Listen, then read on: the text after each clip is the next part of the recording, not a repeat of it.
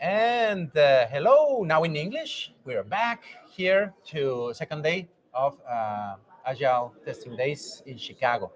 I have a very good friend, Damian Synadinos, Correct. Rocket, who I met almost exactly a year ago hmm in QA or the Highway in Columbus, Ohio. Spoiler alert, we'll be there again. And amigo, for the people that do not know you, please share a little bit about you, the awesome things that you have been doing, so that they know you better. Okay, absolutely. Thank you for having me. It's a pleasure. Oh, I I'm love always this. super happy. All right, Damian Synadinos, you pronounced it correctly. I pronounce it wrong sometimes, so no worries. Okay. I've been in testing since 19 years old. Back in 1993, I dropped out of school and became a software tester. And I spent 25 years in software testing at 15 different companies around Central Ohio, in different industries, different size companies, different technologies, approaches, methodologies. I helped organize the QA, the Highway Testing Conference that you just mentioned for 9 years. Oh, That's near and dear to my heart. I love those people in that conference. someplace, yeah. Can Uh, attest to that. in 2014, I began speaking at conferences, and I'm a lifelong improviser. I improvised for about 15 years, like whose line is it anyway? And so my first talk was marrying my love of improv with testing, and I made a talk called Improv Your Testing, where I used testing principles and concepts. Principles and concepts from the area of improv to teach software testing. And that went well. I got another talk, another opportunity to speak. I made some more talks. And in 2016, I left my 9 to 5 testing job and became a professional public speaker full time. And I started my company, Ineffable Solutions, and that's my profession now is public speaking. So I go around the world and speak at different technical and testing conferences. And since my topic and focus is often soft skills, for lack of a better term, fundamental concepts that apply to anyone that breathes, all humans, I've started to break out and speak at non-technical events as well. College administrators, junkyard owners. It's applicable to everyone. Same talk, I'm different gonna stop on that audience. a little bit later, but keep on. Sure. And so I've been speaking for quite some time. The pandemic threw a monkey wrench, some trouble into that plan. I stayed home with my family and my children for a while and helped them through the pandemic, through their schooling at home. During that time, I got back into art. I'm a lifelong artist, so I started drawing. I have a website called idrawstrangers.com, I've which seen is it. which is where I draw strangers out of kindness, and sometimes that leads to small commissions. So that keeps me busy and happy, and brings a little kindness to the world. Um, I also am an author. I took my love of improv and I created a children's book called Hank and Stella and Something from Nothing, and you can read that at hankandstellabooks.com for free. So I go to elementary schools and I read that to children to teach them life skills through improv. And more recently, I have become a substitute teacher at elementary schools. So around Central Ohio, I go and ages grades kindergarten through 5th grade. I substitute teach, and I find it very rewarding. It's certainly not about the money. Teachers are severely underpaid in the States, but it's a great need. I love it. The children love it. The teachers love it. And so that's another way that keeps me busy. But I am a professional public speaker, and this is how I make my most of my money. It's I'm having trouble checking where to start, but I'm hard to label. and all the journey and everything that you described, there are so many components. It's interesting to me that the quality side that you started there. That did you do any engineering, or how did you end up in quality? No, actually, when I was a young child myself in elementary, early middle school, rather than throwing the ball in the backyard with my father, he bought me a TRS-80 color computer. So he was an electrical engineer by trade. He was a Greek immigrant and went to Ohio State University late in life, became an electrical engineer and a computer software enthusiast. So he bought his son a computer, and I taught myself the basic programming language in 4th grade. And so I had been around computers quite some time, very adept by the age of 19, when I was offered the job at CompuServe in their quality assurance department. And soon after, I dropped out of school because I was making money, learning a lot on the job, and I really didn't see the need for a degree. And the rest is history. So that's kind of the genesis story of how I became into computers. As many testers, I fell backwards into the career. It turned out to be something that I had a passion for, the way that my mind works, the critical thinking, the creativity married together. It was something that I enjoyed, something that I was good at, and so I spent 25 years doing it. Wow. And it's you point out first, give your kids a computer with programming languages. That's an awesome thing that helps many many of the people that I have interviewed here started like that. My dad was a developer, teach me, gave me that. I remember my dad is a mathematician, astrophysicist, something like that. And one day he brought the Texas Instruments Yeah. with, I think it was QBasic, Okay. That sounds one of the familiar. all languages. And I was 8, 9 years old, and was drawing a giant, like 5 blocks that supposedly looked like a giant. And that was like my first introduction, similar to you, like, Yes. oh wow, this toy is interesting. What can I do with it? Then video games came and different interests.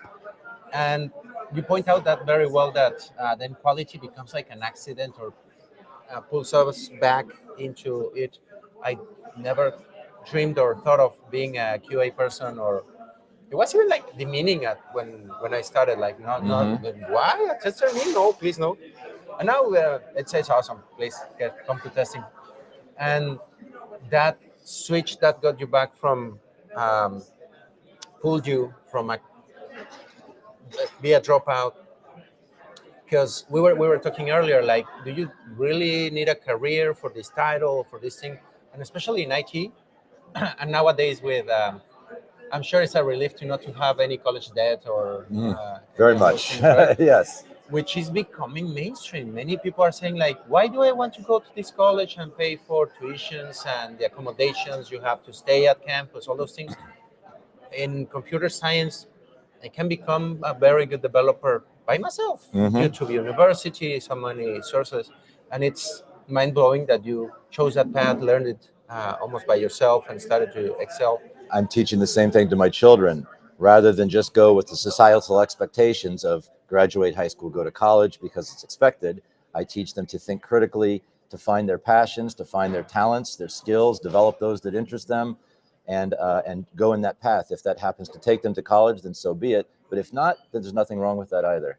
So No, I really like to encourage that in my own children. I love that perspective, because it's something that, in some places, that college degree may be a situation, but I'm sure that we're about to cross a threshold where it's like, something, it's the same, probably a certification or some way to demonstrate that you know how to develop, or do QA, or automate, or any of the things that we do here will be more valuable than a bachelor's degree Hmm. with all the knowledge around. So interesting times that we're having now, and we have another example here that is a success story of, like, look all the places that I got to, not necessarily through a bachelor's degree. I mean, it's still, if it's in the cards for you, I'm not trying to convince you otherwise, but Correct. the world is changing, and that's incredibly interesting. But then you took a peculiar turn to improv. How that happened, and it's something that you're the third person today, well, not in this conference, that brings improv to me. I am starting to consider I better get into that, or feel like I have been doing it a little bit here and there without knowing. But Yes. how was that? Well, first I'll say I believe that everyone improvises, everyone that has ever lived, because you leave your house and you go to Life work is and not planned. correct. We encounter unplanned things all the time, and rather than just freeze and shut down, we improvise. We constantly improvise. Improvising on stage is a little bit different. You're trying to entertain an audience, so there's a purpose to it, and there's many other reasons that people do it: for money, for enjoyment, for practice. But I'm a big believer in improv, because improv is really a lot of valuable life skills wrapped up. Skills like collaboration. When you're improvising with folks on stage, you're collaborating. A diverse improv team is far more powerful than a homogenous team that's all the same. Um, the concept of yes and, agreeing and adding to. There's many different principles in improv that I think are useful in life. So I often suggest to folks, for certain problems that they present me with, that an improv 101 course may be valuable. They say, I don't want to perform on stage. I say, well, if you go all the way through the course, at the very end, you might end up improvising on stage. But at the beginning, it's about learning valuable life skills that may help. If you're shy, become less shy. If you're going to do public speaking, it can help you with that. It can help with a variety of different human problems.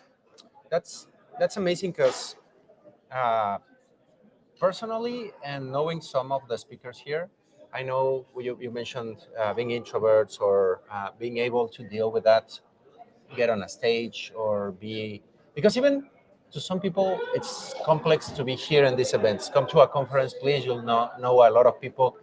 And there's a lot of improv, like, hey, what do you do, who you Mhm. are, and all these conversations.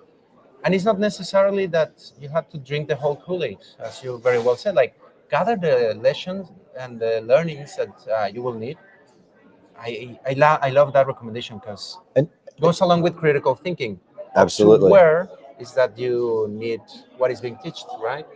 Here's an even more abstract way that I think improv, which again is a wrapper for fundamental concepts, the same things that I speak about on stage as a speaker and teach the children in the book. They're fundamental, important concepts, basic concepts. And improv is a wrapper that makes them more palatable and interesting. For example, excuse me, as an improviser on stage, I'm not Damien, you're not Leandro, you're someone else, you're a character. Hmm. And so to be that character and embody that character, you have to think like that character and act like that character. And what you're doing is you're altering your perspective. You're seeing through someone else's eyes, acting like that different person. Perspective is a type of relativism. It's relative to someone at some time. And so actors do this when they play a role in a movie or a television show or a play. They're not themselves on stage, they're acting like someone else. Learning to develop that skill of developing a different perspective and seeing how someone else, that helps develop your empathy.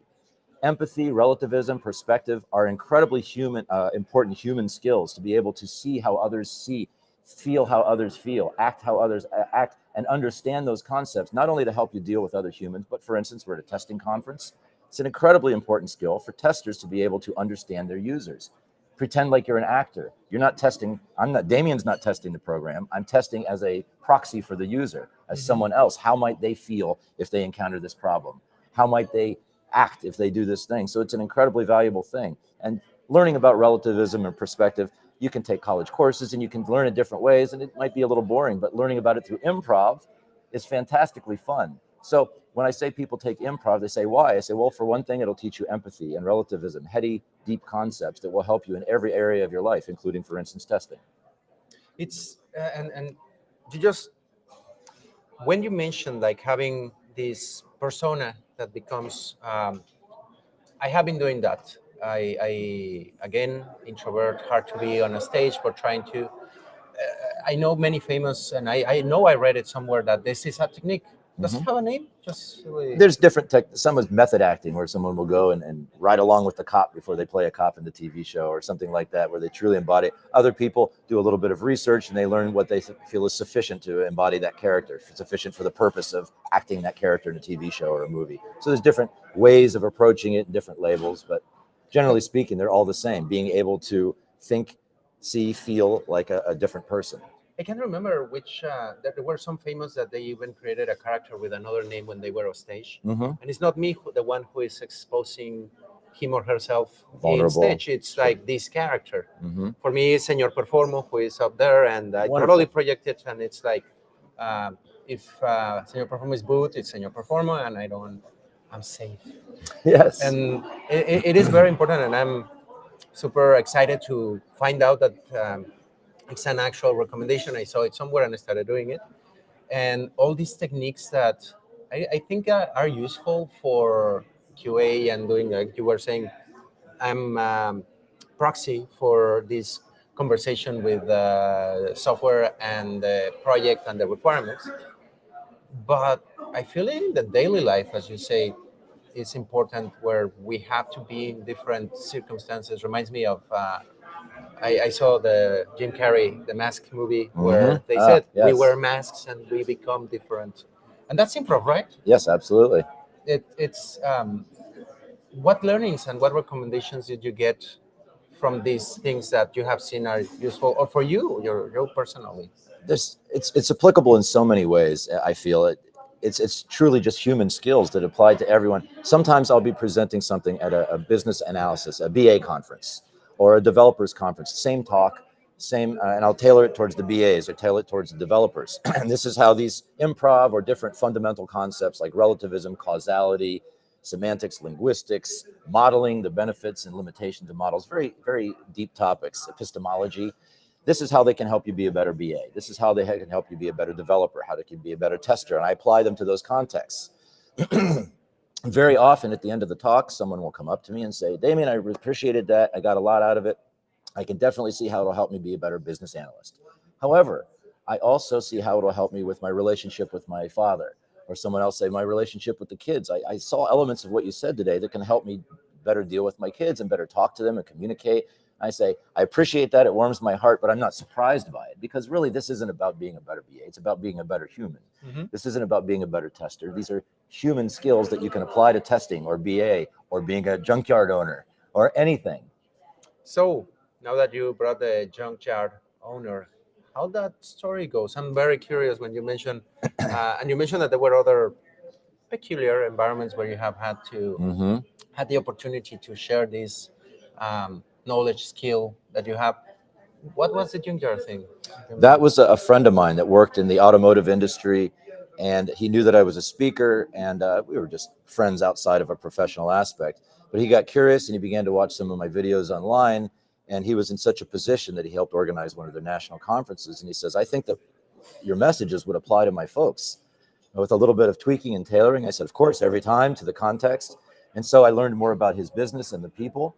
And I tweaked and tailored one of my talks called More Than That, which is about the labels that we put on ourselves and the labels that others put on us, and how you can control some and you can't control others. And any single label might be true, but it's not holistic. We're complete holistic humans.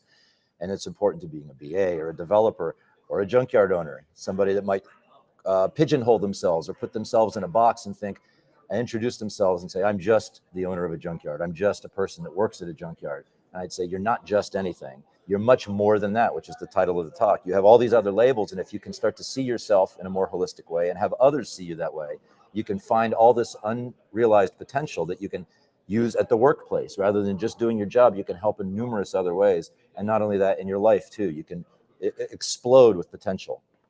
You know, this is yesterday I was mentioning. I generally identify a topic in a conference, an event, and it feels to me like this one is like the labels and boundaries that we put on ourselves and on our environment.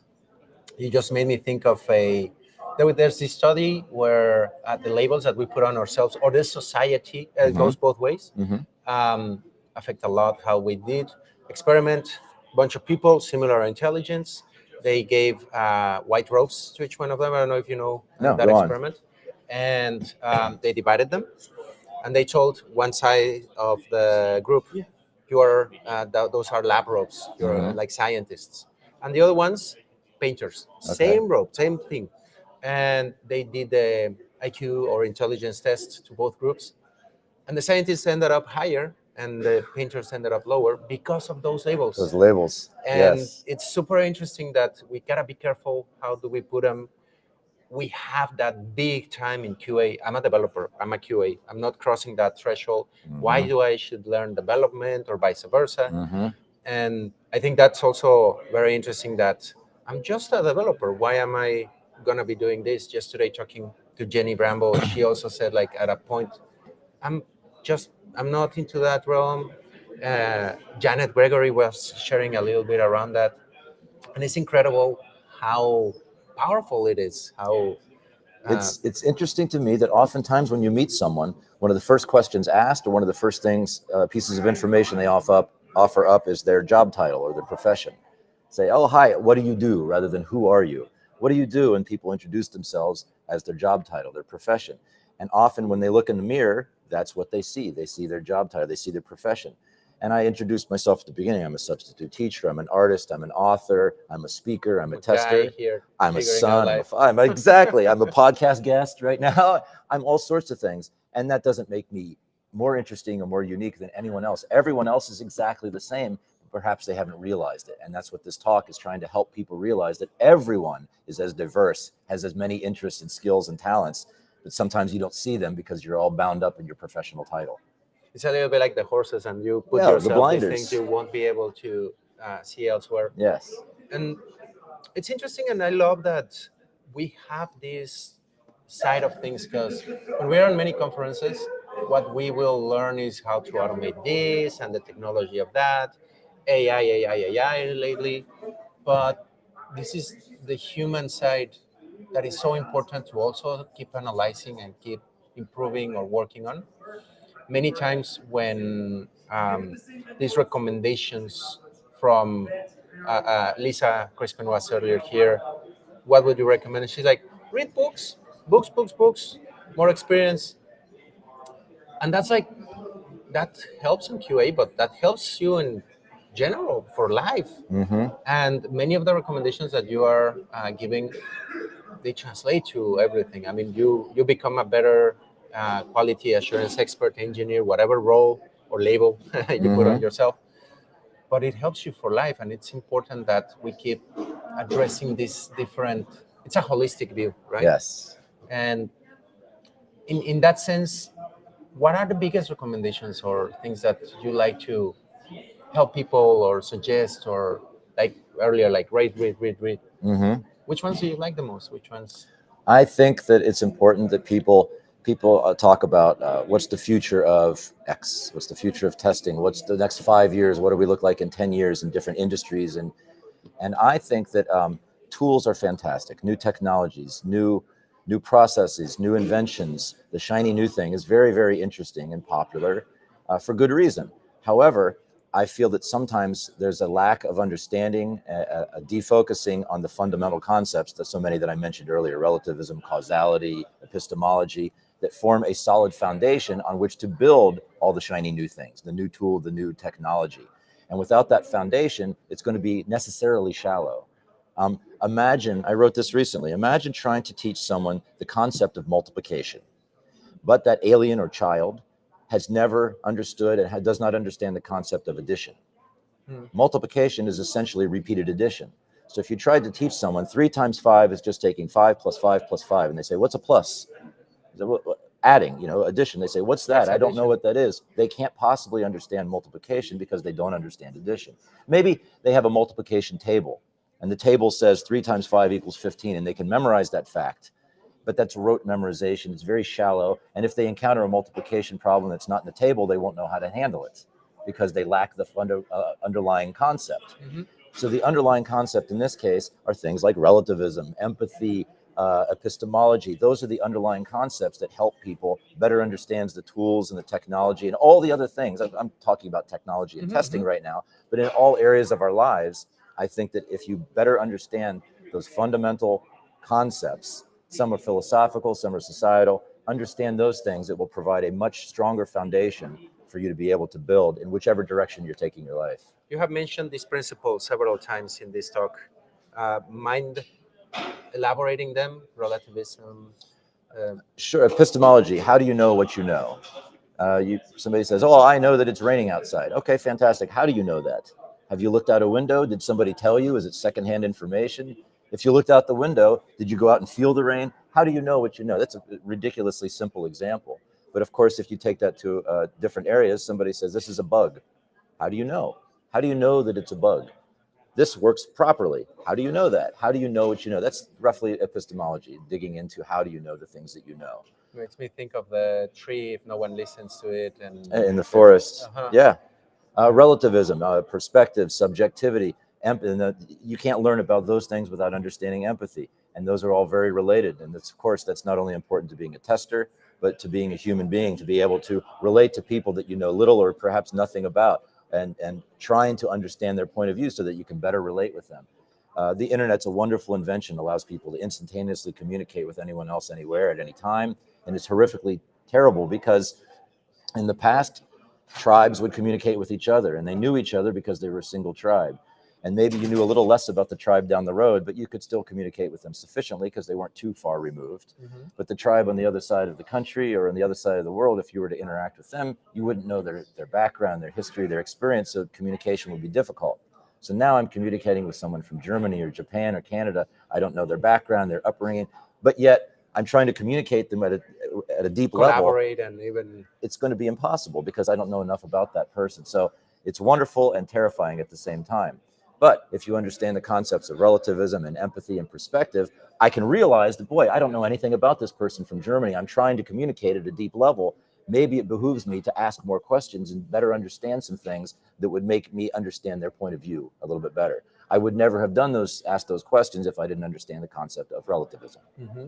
Causality is so important, understanding the relationship between cause and effect and a many to many, and the root cause. It's such a familiar phrase, and I sometimes joke that a root cause field in a defect tracking system should only have one value, and that value should be Big Bang, or creation, or whatever your worldview is. Because if you dig down deep enough, that's where it started. So root cause is a misnomer. It's a good idea that encourages people to dig deeper, but causality, understanding the concepts of causality, can help you better understand and dig towards more meaningful, deeper problems to help you find more meaningful, deeper solutions. Modeling, everything that we say or think or do is based off of some type of model, a physical or a mental model. So you have to understand how can models help us in the thing that we're trying to accomplish? What are the limitations of models? Those are some more fundamental concepts. Wow. Because so many of these components, when you were saying models, perspective, how you put and assemble, when you were mentioning what is like a foundation, just made me think several years ago, I was called to an organization. Can you teach this person performance testing? Let's go. I mean, my boss sent me. And this person had an administrative background. What do you need to teach him? Oh, he needs an IT degree or something because there are so many things that he lacks, and I cannot like build on top of nothing. No, no, no. But give him the basics of performance testing. He won't get them, but okay, let's see. And as you say, kept asking like, hey, and why this, why that, and Yes. the bottom, and they wanted formulaic things, and life is not formulaic. Performance is even less, and all these skills that you're mentioning are super important. And you have a talk later today. Yes. What are you going to be talking about? I mean, I can see a little bit. Where Th- is it going? this talk is my newest talk I've developed. It's called "Is This Joke Appropriate?" Uh huh. And it's a funny name that might be a little misleading for the content of the talk. It's a talk about risk, Hmm. which is a very important topic to me. And I've sat through many different risk trainings, and I've learned a lot and read a lot about how to assess risk and mitigate risk. And all the trainings and all the things I've read are rather dry, in my opinion. And it's an important topic, but it's not necessarily exciting. So I'm also a lifelong lover of comedy and humor and jokes. And I know a lot about it, and I study comedy. And as an improviser, I'm doing comedy on stage. So I decided to marry those two concepts and talk about the risk of telling a joke that's deemed inappropriate. And when something is deemed inappropriate, an inappropriate joke, you can have undesirable consequences. Those are bad things. Nobody wants bad things to happen. So we don't have crystal balls. We can't see the future. If we could, it would be very easy to avoid risk. You just rub the crystal ball and see what bad thing's going to happen, and then don't do the thing. Don't stand there. But we don't have crystal balls, but we can gain insight into the things that we're about to say or do by thinking about different factors. Parents often tell their kids, think before you speak. And the parent says, that was some good parenting, but they don't tell the kid what to think about. So this talk gives people different things to think about, different factors, considerations before telling your joke. It can give you more information, more insight to help you make better judgment about whether a joke might be deemed appropriate or inappropriate. It's not infallible. You can still fail, but you'll make better decisions with more information, more educated decisions. So while I talk about all this in relationship to jokes, how to consider these different factors to help you make better decisions, tell more appropriate jokes, avoid inappropriate jokes, avoid unwanted, undesirable consequences. And then at the end, the punchline is I turn it all and I say these same factors can be used for anything that you say or do. Anything is risky. Anything that you say or do, there's risk involved. Especially nowadays with cancel culture and all those things. That's part of it. But as reporting a bug as a tester, deciding which things to test and which not things to test, there's risk there. How do you report your results to an executive or a developer? There's a risk there. And if you approach that without mitigating it, without thinking about it, without assessing the risk, bad things might happen, undesirable consequences. So you can use this framework, these considerations that I present as a way to avoid inappropriate jokes. You can use those same things to help you make more appropriate decisions when testing, when reporting, when deciding what to test. It helps you make better decisions and avoid those undesirable consequences. I like a lot the key component that you mentioned, decreasing risk, because we will never eliminate it Correct. 100%. There's going to be always like a defect that they test that we didn't think about, and it went through and it's in production. Oops, well, we improved. And the same with our actions, as you were saying. How far, how detailed should I be with my defect documentation? Is it like it broke? Nah, that's not good. But then you tell War and Peace in a novel Too much. for that it might be too much. And those criteria for and I see a pattern as well here with common sense or critical thinking that is super important and tied up from what you are going to be teaching or talking about today. And Well, being conscious of the time, Mhm. also, I want to give a shout everyone if you want to learn a little bit more because it's not only QA with the amigo Damian.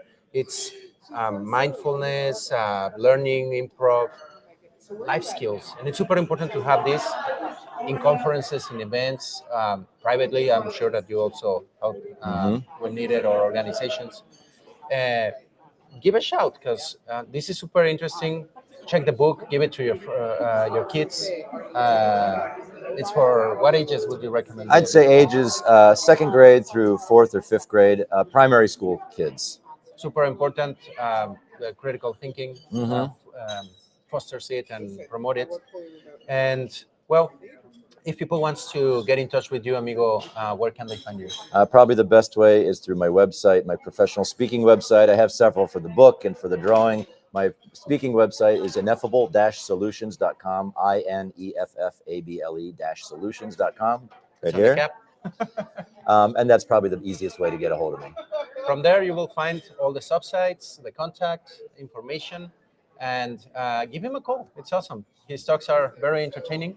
And amigo, thank you so much to come. I love when we get into this kind of psychology realm of things. It's a passion. I also love That makes two those of us. intersections. Enjoyed a lot, and I hope to see you. I know to see you soon again. And thank you very much for being here. Thank you. You're a wonderful interviewer. No, no, I'm just You're not just an interviewer, but you happen to be a wonderful I'm interviewer. covering my curiosity, I have to admit. But well, everyone, uh, we are on fire. I think we are going to have a little bit more conversations in a moment. Damian, thank you so much. Of course. This is Agile Testing Days from Chicago. I'll keep reporting from here. See you in a moment. Adios.